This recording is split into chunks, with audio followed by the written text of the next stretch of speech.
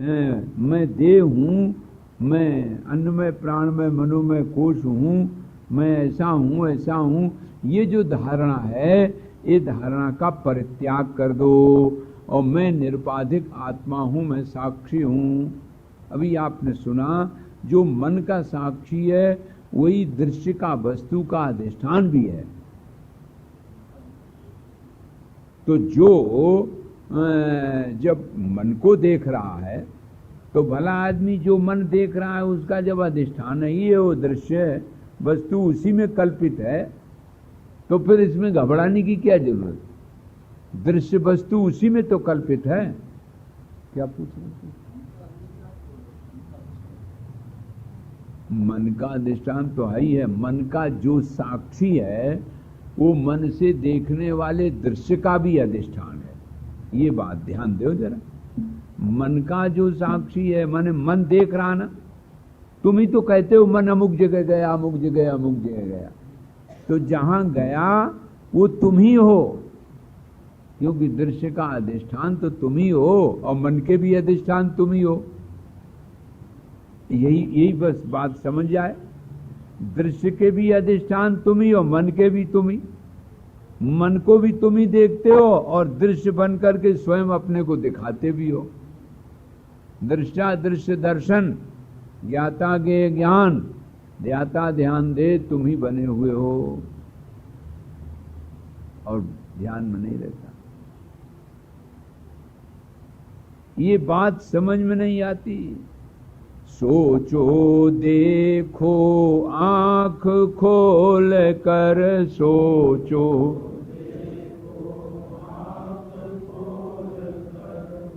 कौन विषय बन लुभा रहा है, कौन विषय मन इंद्रिन के परे अगोचर, मन इंद्रिन कौन प्रकाशक बुला रहा है, कौन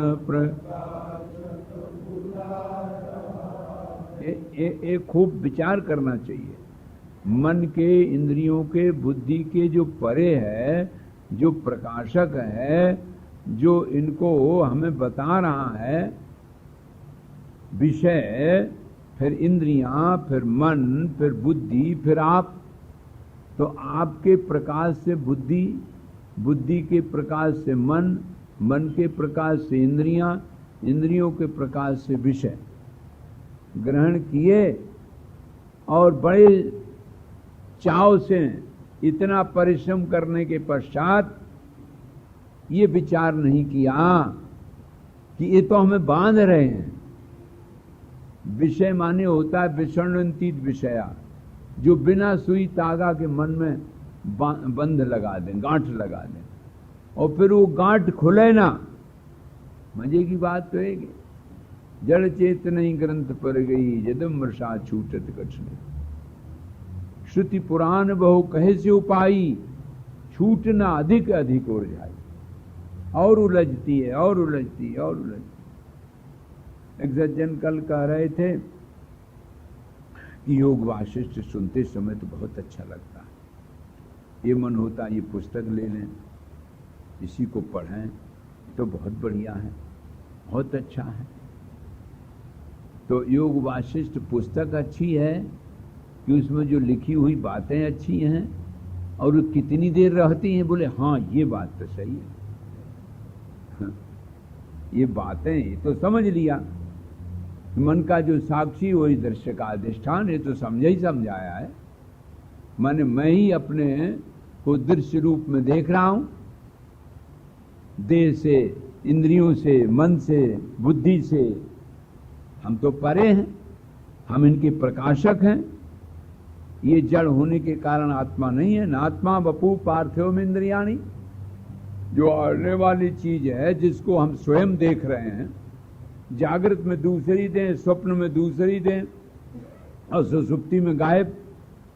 तो जो दें 24 घंटा में हम ही एक बार देख लेते हैं, 2 बार नष्ट हो जाती है।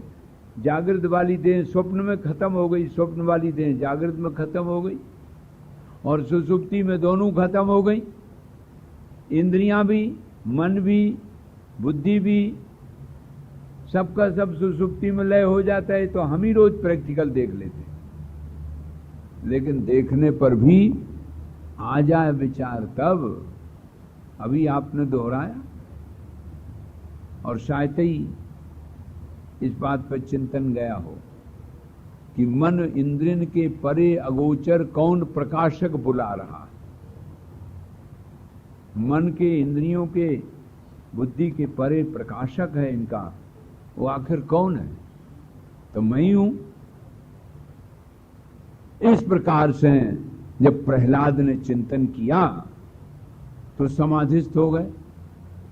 अब दैत्यों को चिंता हो गई, करे राजा तो हमारे समाधिस्थ हो गए, अब राज्य कौन करे? तो फिर भगवान से प्रार्थना की तो भगवान ने कहा कि समाधि और विक्षेप दोनों तुम ही में प्रकाशित। समाधि भी तुम ही प्रकाशित कर दो, विक्षेप भी तुम ही प्रकाशित कर दो। यस्य नाहम कृतो भावो बुद्धिर यस्य न लिप्यते, यह समः सर्वभूतेषु जीवितम तस्य शोभिते।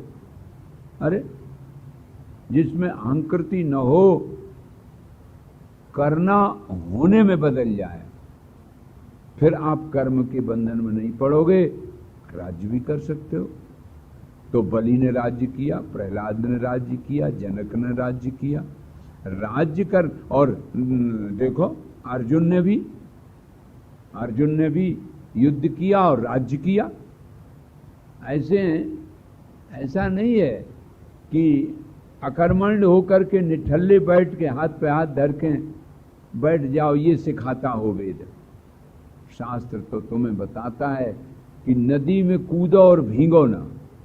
ऐसी कोई कला हो कि कर्म करते रहो, जो नाटक में तुम्हें पाठ मिला उसे करो, निभाओ, लेकिन उसमें लिप्त न हो, ये कला है। बोलो राजा रामचंद्र भगवान की जय।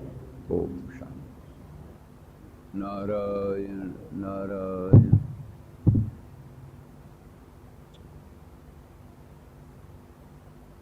ज्ञाता ज्ञानम तथा ज्ञेयम, दृष्ट्या दृष्टा दर्शन दृश्यभू, कर्ता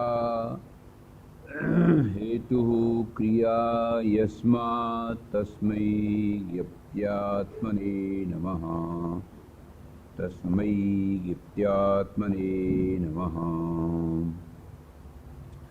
नत्वा शिवं शक्तियुतं दयालुं, स्वानन्दरूपं भजतां स्मरन्तं, श्रीयोगवासिष्ठभवाम्बुधिर्वै भासानुवादक्रियते हिताय। श्रीमन्नारायण नारायण नारायण, श्रीमन्नारायण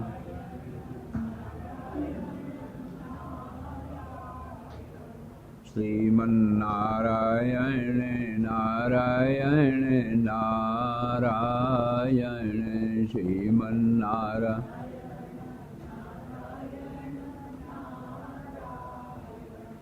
श्रीमन्नारायण नारायण नारायण, श्रीमन्नारायण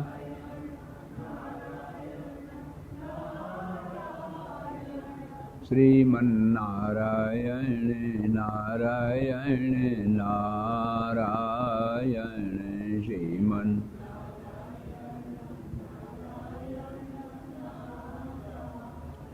संयम नियम फूल फल ज्ञाना, संयम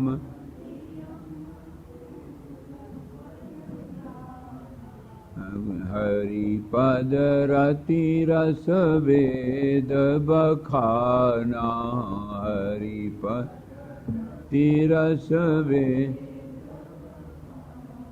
मम दर्शन फल परम अनुपा मम दर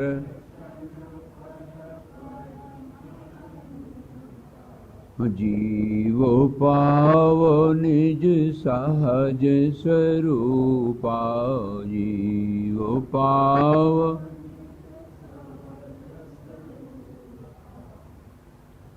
नमो महद्भ्यः ब्राह्मणेभ्यो नमो नमः।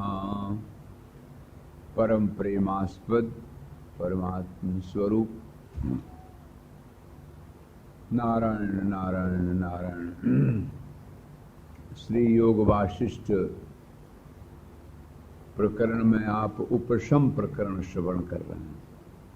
पहले वैराग्य हुआ, फिर मुमुक्ष व्यवहार, उत्पत्ति और स्थिति। ये उपशम प्रकरण है। तो हमारे जीवन में ऐसा देखा जाता है कि हम सब सुख चाहते हैं, आनंद चाहते हैं, प्रेम चाहते हैं, रस चाहते हैं। इसकी हमको सख्त जरूरत है। इसके बिना हम रह नहीं सकते। और दूसरे शब्दों में ये जो रस है, ये प्रेम है, जो जीवन है, ये चाहते तो हैं, लेकिन चाहते कैसा है? सदा रहने वाला चाहते हैं। एक दो दिन आवे, थोड़ी देर के लिए चला जाए, ऐसा नहीं चाहते। सदा बना रहे, सदा आनंद चाहते हैं। और वो ज्ञात भी हो। लॉटरी खुली 1 लाख रुपया की और अभी आपको मालूम नहीं, तो क्या सुख मिलेगा? ज्ञात हो तब न सुख मिले। तो ज्ञात सुख चाहिए और सदा चाहिए। तो ज्ञात हुआ चिद, सदा हुआ सत और आनंद आनंद। तो हमें चाहिए सच्चिदानंद। ये हमारी मेन डिमांड है। इसीलिए व्यक्ति प्रयत्न करता है, कमर कस के मेहनत करता है। हमें सच्चिदानंद मिले, शांति मिले, चिर शांति मिले, स्वाधीनता मिले, रस मिले, प्रेम मिले समान से, ये चाहता। कुंती ने जी भी जो मांगा, विपदा संतु ना शश्वत तत्र तत्र जगत गुरु, उसमें भी आनंद ही मांगा, दुख नहीं मांगा। दुख तो साधन हो गया ना। दुख आएगा तो आप आएंगे। आनंद सुधा सिंधु सिंधु श्री कृष्ण का पावन दर्शन ही उसमें प्रयोजन है। जब जब दुख आता है तो आप आते हैं। तो आप तो आनंद निधान। आगे लिखा अपुनर्भव दर्शनम। ये बार बार का आना जाना झंझट हम नहीं चाहती हैं। दुख मिले और दुख में आप दौड़ के आते हैं। इसलिए दुख के शब्द तो दुख मांगना है, लेकिन उसमें छिपा हुआ है आनंद। यही आनंद अपना स्वरूप है। अपना स्वरूप तो अपना स्वरूप है। और उधार लेने के लिए कहां जाते हो? किसी साथी में या किसी सामान में। बस दो ही तो चीजें। तो साथी में जाओगे तो मोही बन जाओगे, और सामान में जाओगे तो लोभी बन जाओगे, और नहीं मिलेगा तो क्रोधी बन जाओगे। नहीं मिलेगा तो क्रोधी बन जाओगे। और बिना मांगे चैन आएगा नहीं। तब तक चैन आ ही नहीं सकता जब तक आप अपनी असली मांग पूरी नहीं कर लोगे। और ये असली मांग पूरी होगी ईश्वर से। इसलिए घोर नास्तिक से नास्तिक व्यक्ति हो, वो भी ईश्वर को चाहता है। भले वो भगवान का नाम न ले, राम का, कृष्ण का, शिव, दुर्गा न का है, लेकिन ये तो चाहता है कि हमें सच्चिदानंद चाहिए, सत्य चाहिए, चित चाहिए, आनंद चाहिए, स्वाधीनता चाहिए, जीवन चाहिए, रस चाहिए।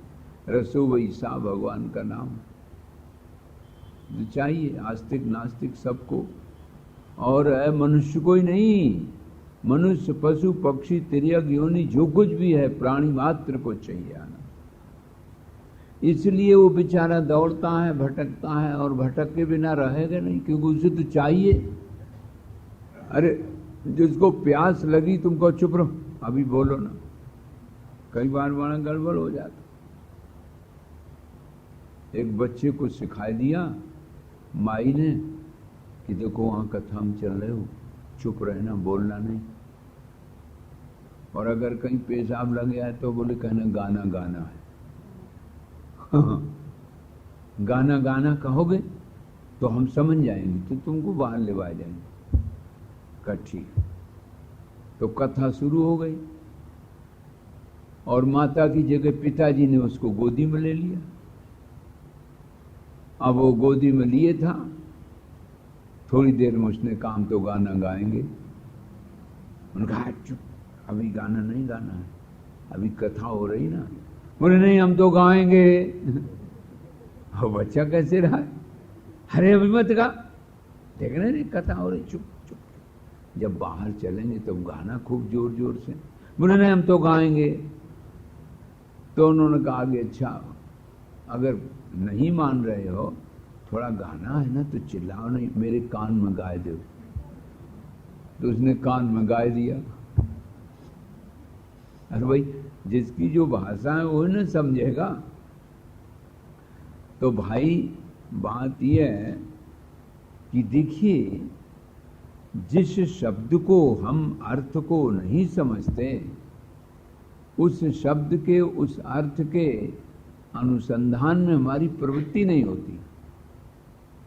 ठीक इसी प्रकार से जैसे आप सुन रहे, हमें आनंद चाहिए, सुख चाहिए, रस चाहिए, शांति चाहिए, और वो जहां हम दौड़ के जाते हैं वहां तो हमारी वो मांग पूरी नहीं होती, वो अधूरी रह जाती है।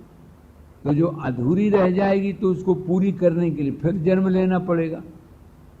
यदि रह गई हैं कुछ वासनाएं, उनके लिए फिर से आना ही होगा। तो ये खेल चल रहा है। एकमात्र सबकी मांग है मोक्ष, स्वतंत्र हो जाए। और वो स्वतंत्र कौन तारीख को हो जाए वो अपने को ज्ञात नहीं है। आप स्वतंत्र ही हैं, आप किसी से नहीं बंधे। असंगो यम पुरुषा, स्वतंत्र हैं, स्वाधीन हैं, रसमय हैं, उसको पहचानते नहीं, परिपूर्ण रस है। आत्मना पूरितम विश्वम महाकल्पाम पुनः यथा। जैसे वशिष्ठ जी कहते, राम जी जैसे प्रलय काल में पानी के सिवाय और कुछ नहीं होता, ऐसे आत्मा के सिवाय और कुछ नहीं। तो ये अभी आप कैसेट में भी सुन रहे थे, ये जो आनंद है, दिव्य रस हमारा स्वरूप है, उस पर ढक्कन लग गया है, कवर चढ़ गई। और वो ढक्कन लगने के कारण वो हम अपने स्वरूप के आनंद को तो पहचानते नहीं हैं। आनंद लेने के लिए भटकते हैं दर दर, किसी साथी के पास, किसी सामान के पास। एक तरह की विडंबना ही है अपना न पहचानने के कारण। तो होता क्या है, बोले हम जाते हैं कभी धर्म के पास, कभी अर्थ के पास, कभी काम के पास, कभी मोक्ष के पास। चार ये पुरुषार्थ। तो धर्म जो पुरुषार्थ है वो आपके अंतःकरण को पवित्र कर देता है, शुद्ध कर देता है। लेकिन धर्म कर्म करने से अंतःकरण पवित्र हुआ, साबुन तुम्हारे हाथ को साफ कर देगा, तुम्हारे मैल को साफ करेगा, लेकिन साबुन को भी तो साफ करना पड़ता है, इसलिए वहां तक नहीं पहुंच पाता है।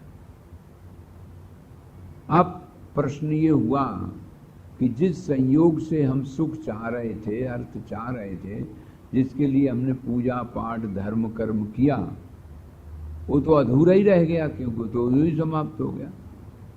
उससे जो लोग मिलेंगे वो लोग ब्रह्मलोक तक जो कुछ भी मिलेगा उससे वो तो छूट जाएगा। अभी आप सुन रहे थे, गायत्री देवी से कहा कि जो तुम दोगे वो तो दृश्य होगा, और वो हमारे कौन काम का, वो तो आज मिला कल छूट गया, और रहने वाला नहीं है, तो आज मिला कल छूट जाएगा, इसलिए हमें नहीं चाहिए, हम क्या करेंगे। अभी तो व्यक्ति की मांग है ना, ये मिल जाए, कोठी मिल जाए, कार मिल जाए, ये मिल जाए, वो मिल जाए। जब तक ये मिल जाए तब तक वो अपना आनंद कैसे व्यक्त हो। अपना आनंद तो तब व्यक्त होता है, इसलिए मन के प्रशमन का उपाय बताया गया। योग वासिष्ठ पूरा ग्रंथ सिवाय मन और चित्त के शांति के लिए, शमन के लिए, क्योंकि वेदना तो मन में होती है ना, सुख की और दुख की भी। यदि मन शांत हो जाए, यदि लहरें शांत हो जाएं, तो गंगा जी है ही है। जिस समय लहरें चल रही उस समय गंगा ही जी हैं, गंगा ही जल है। लेकिन इतनी लहरें उठने के कारण तुम गंगा जी को पहचान नहीं पाते हो। कहते लहरें खत्म हो जाएंगी तब स्नान करेंगे, और लहरें हैं हवा के कारण। ऐसे ही आपके मन में, आपके चिद आत्मा में गुणों के कारण, मांग डिमांड के कारण उस आत्मा चिद रूप में ही लहरें उठने लगती, उसी का नाम है मन। उस मन को शांत करने के लिए ही उपाय बताए गए, और ये मन ही सृष्टि रचता है। तमाम आख्यान आप लोग सुन चुके, मन सृष्टि रचता है, चित्त सृष्टि रचता है। जागृत में मनोराज्य करके और स्वप्न में अपनी दुनिया बना के करता। इसी दुनिया का नाम जो मन के द्वारा कल्पित है, तुम्हारी दुनिया व्यष्टि की तुम्हारे मन से कल्पित है, और सारे समष्टि की दुनिया समष्टि हिरण्यगर्भ की कल्पना है। वो भी कल्पना, ये भी कल्पना। काल्पनिक मनोरूप हिरण्यगर्भ ब्रह्मा है समष्टि के, और तुम्हारा राज्य, तुम्हारी दुनिया, तुम्हारी धरती, तुम्हारी व्यष्टि तुम्हारे संकल्प में है। ये सब मन का खेल, चित्त का पसारा। और चित्त का पसारा अगर समझ में आ जाए और इधर ध्यान में आ जाए, करे तो सब खेल तुम्हारा मेरा ही था, मैं ही इस रूप में दिख रहा था। जैसे स्वप्न में जगने के बाद आप कह देते हो कि अरे ये तो सब खेल मेरा ही था भाई, मेरे से भिन्न नहीं है, तो बात समझ में आ जाती। इस चित्त के प्रशमन का उपाय, और जब तक चित्त प्रशमित नहीं होता, मन एकाग्र नहीं होता, ऊपर का ढक्कन नहीं हटता, तब तक तुम्हें अपने निजानंद का अनुभव नहीं होता। है तुम्हारा ही वो स्वरूप, तुम्हारा ही आनंद है, लेकिन अनुभव नहीं होता। ये मन का पसारा, मन का खेल है। एक कौशल देश के राजा थे, ब्राह्मण थे, गाधी उनका नाम था, बड़े अच्छे तपस्वी ब्राह्मण। तपस्या करते करते भगवान प्रकट हुए और भगवान से कहा कि महाराज, हमने सुना ये जो संसार आपको दिखाई दे रहा है, सब प्रतीत हो रहा है, ये सब आपकी माया से बना हुआ है, तो उसको जरा मैं भी तो देखूं कैसी वो माया है। ये माया से बना हुआ जगत। तो भगवान हंसे, अरे बोले हमें देख रहा है, अब हमारे बाद हमसे मांग रहा माया देखेंगे। तो यही संसार की। ध्रुव महाराज ने तपस्या की, भगवान ने दर्शन दिया। भगवान ने जब दर्शन दिया तो ध्रुव तो अपने मन में ये बात लेके गए थे कि आज मैं फटकारा गया, सौतेली मां सुरुचि के द्वारा सिंहासन पर नहीं बैठ पाया, और मेरी मां ने कहा है कि एक ऐसा पद होता है जो तुम ध्रुव हो तो ध्रुव पद मिल जाता है, फिर उसको कोई छीन ही नहीं सकता। कोई न छीनने वाला पद कौन है? यदि गत्वा न निवर्तन्ते तद धाम, न पुनरावर्तते, वो धाम है। तो भगवान ने वही धाम उन्हें दे दिया। जाओ इतने दिन राज्य करोगे, अब पिताजी तुम्हें राज्य दे जाएंगे, ऐसे ऐसे तुम फिर अंत में ध्रुव पद प्राप्त करो। लेकिन भगवान जब अंतर्धान हो गए तो ध्रुव रोने लगे। देवर्षि नारद जी फिर आए, बेटा तुम्हें तो भगवान का दर्शन हो गया, कैसे रोने लगे? बोले मैं भूल गया। गत्वा याचे यदंतवत, भगवान मिले और भगवान से हमने मांगा नाशवान। हाँ, ये तो बड़े आश्चर्य की बात। मेरी कैसी बुद्धि बदल गई। ये जो राजपाट सुख होते हैं, भोग होते हैं, ये कोई सुखद नहीं है। ये तो एक ऐसी विचित्र बात है।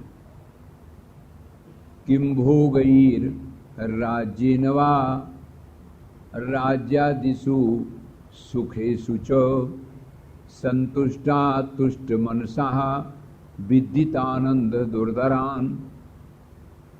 अरे जो राज्यादिक सुखों में जिनको तुष्टि होती है वो मनुष्य नहीं। भगवान मिले थे तो भगवान से बढ़कर के और क्या हो सकता। तो मैंने भगवान को नहीं चाहा, भगवान से चाहा नाशवान, जो राज्य दे के चले गए।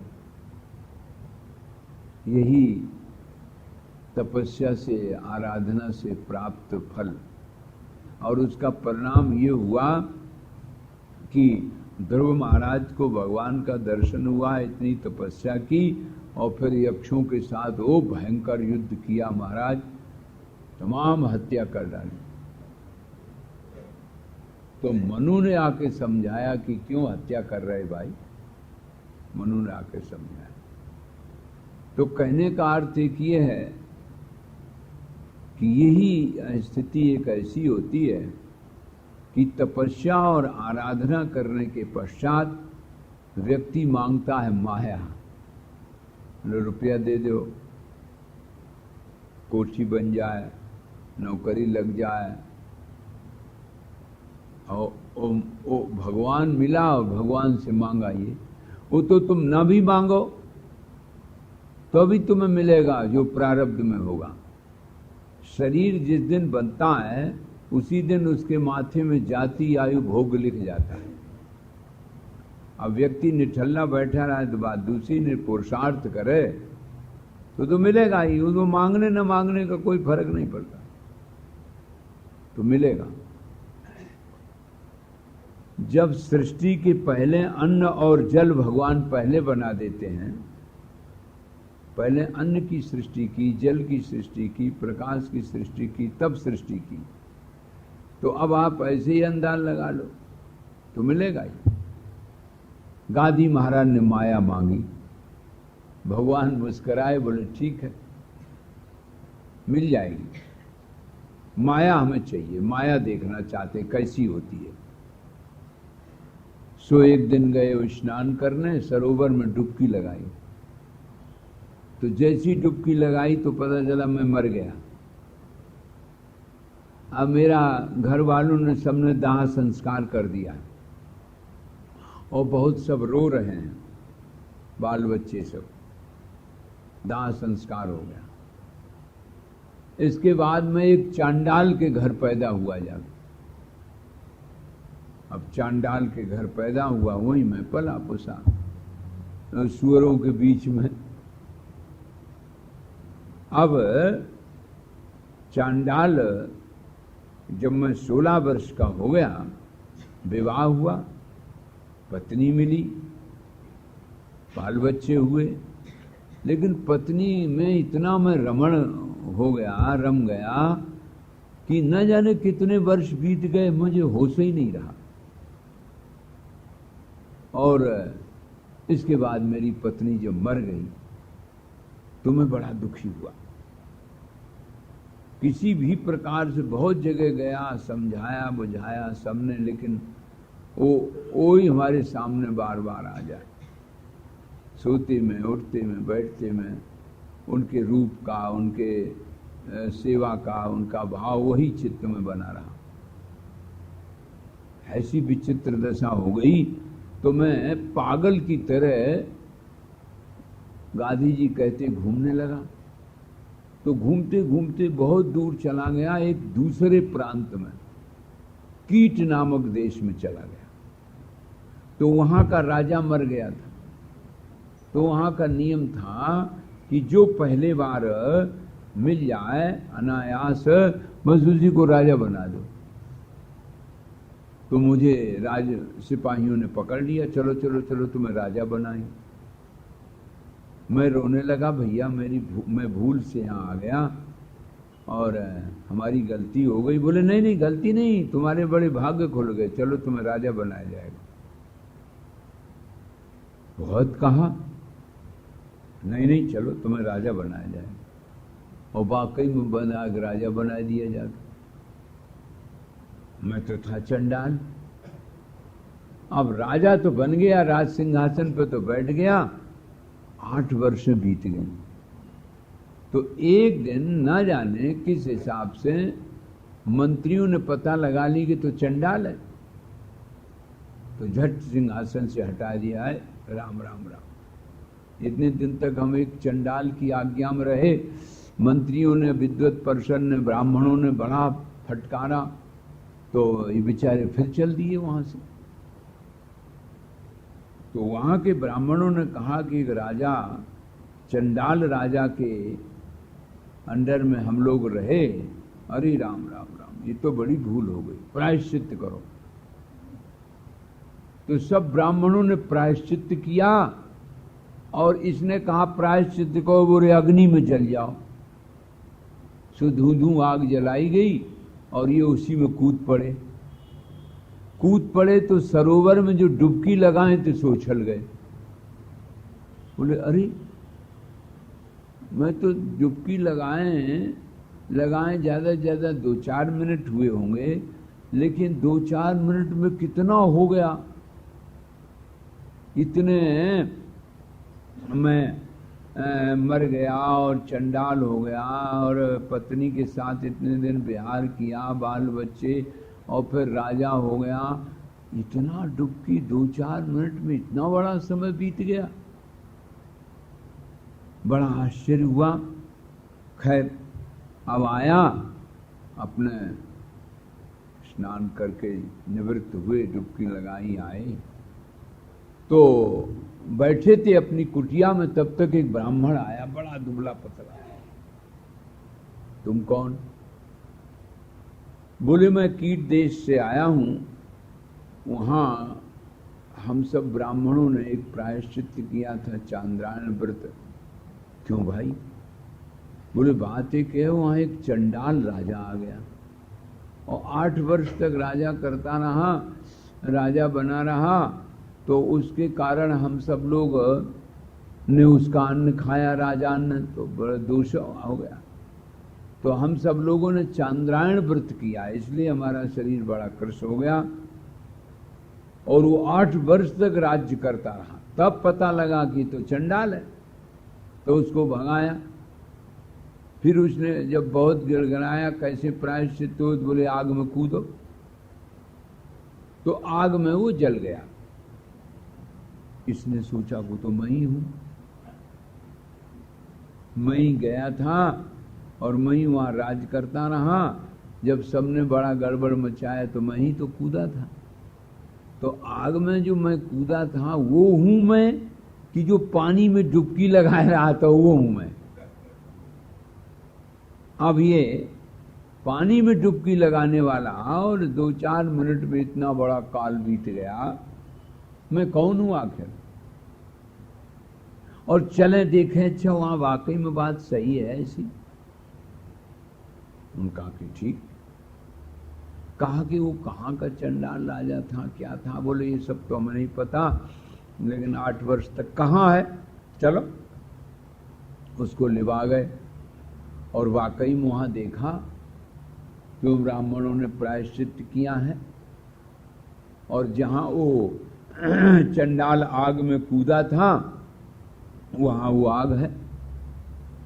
अरे ये इतने मिनट में और इतना बड़ा काल, इतना बड़ा समय हो गया, ये क्या आश्चर्य है। वहां पहुंच के जब उसने देखा तो बड़ा लज्जित हुआ। मैं राजा होकर चंडाल बन गया था, अरे राम राम, लौटा है। उसके मन में ये बात आई कि अरे राम राम राम, देखो तो मैं कहां से और कहां कैसे आ गया, ये तो बड़ा प्रायश्चित। वापस आए और तपस्या करने लगे। भगवान से कहा कि प्रभु ये तुम्हारी बड़ी अटपटी माया, इस माया से जो बच जाए वो भगवान ही मालिक है, न जाने कहां से कहां क्षण मात्र में। अब तुम्हारी शरण है प्रभु, अब बोलो बोलो, अब तुम्हारी शरण है प्रभु, अब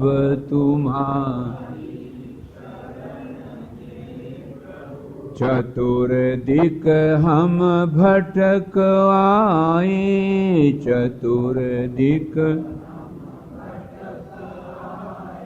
मन तुम्ही में शांति पाए, मन तुम्ही चतुर्दिक हम भटक आए, चतुर्दिक मन तुम्ही में शांति पाए, मन तुम्ही में प्रकाशित जगत, तुम्ही में जीवन मरण के हे प्रभु, जीवन मरण तुम्ही तो आनंद घन हो, तुम्ही तो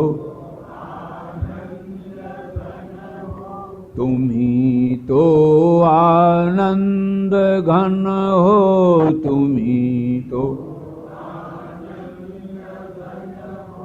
अकिंचनों के परम धन हो, अकिंचनों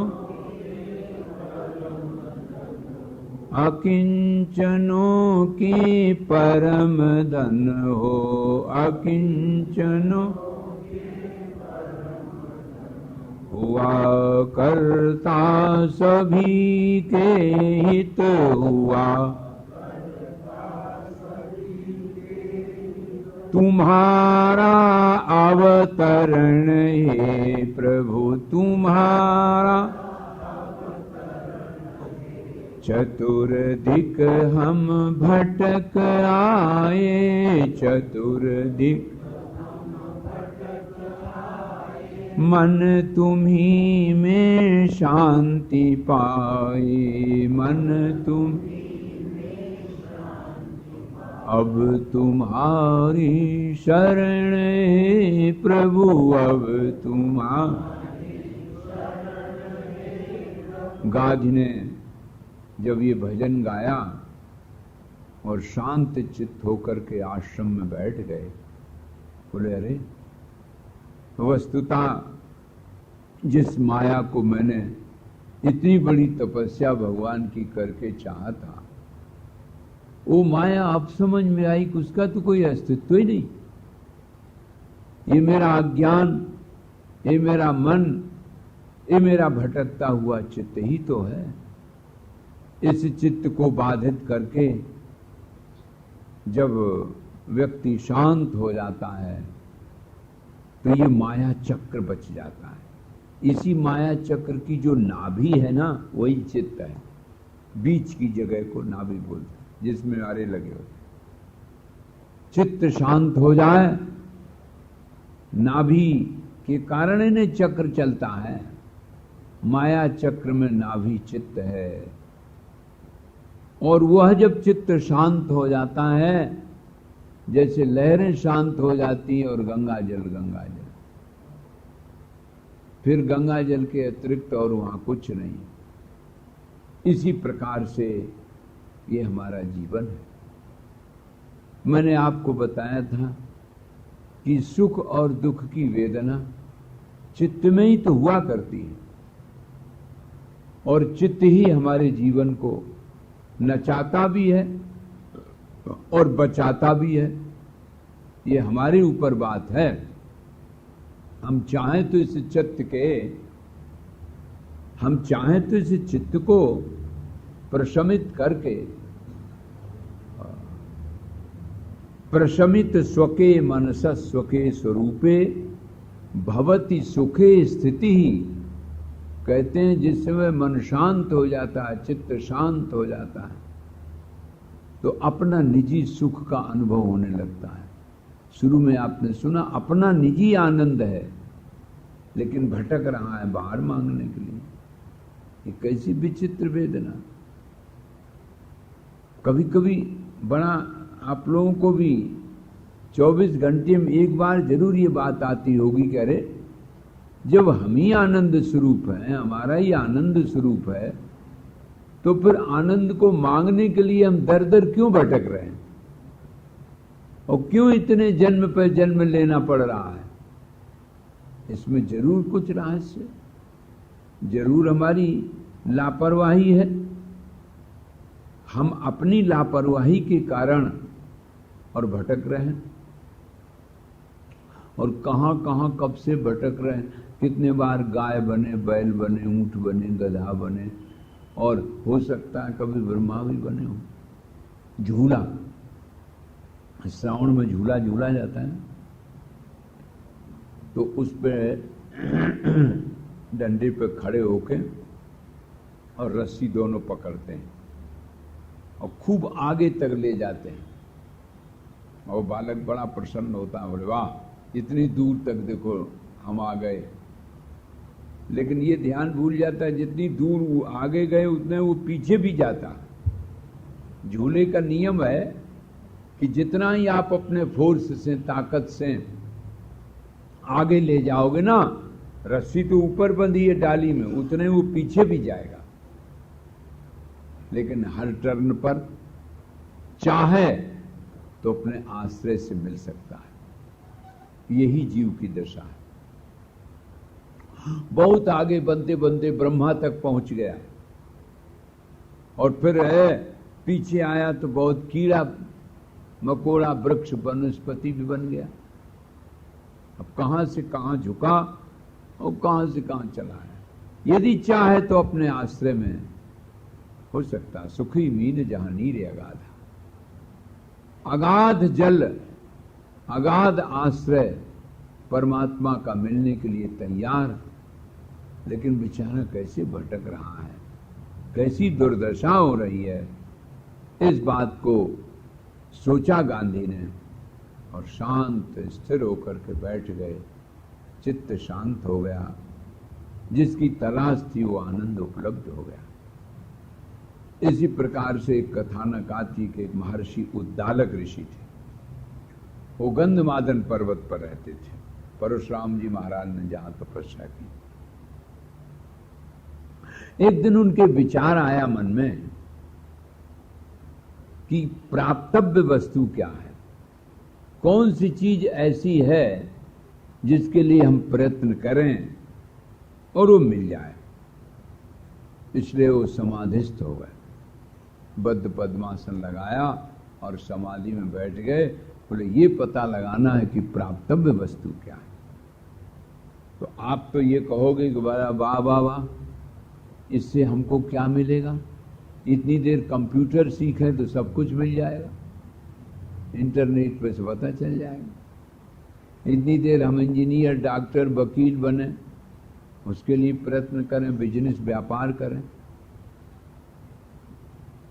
ये तो समय हमारा यूं ही जा रहा है ना। लेकिन प्रेमियों, इसी से वो शक्ति मिलती है, इसी से वो बल मिलता है, इसी से वो दिशा मिलती है जिससे आप वो ठीक से कर सको। ये मार्ग है, ये दिशा है, ये एनर्जी है, पावर है। जैसे आप टार्च को बिजली में लगा दिया तो चलो चार्ज हो गई कि ऐसी चार्ज है, ये एनर्जी है, शक्ति। और जब ये चार्ज हो जाती है, अब आप वो काम करें दिन में, काम के लिए कोई दिक्कत नहीं। जो पाठ आपको मिला है तो आपके मन में ये बात रहेगी कि मैं तो एक एक्टर की तरह हूं,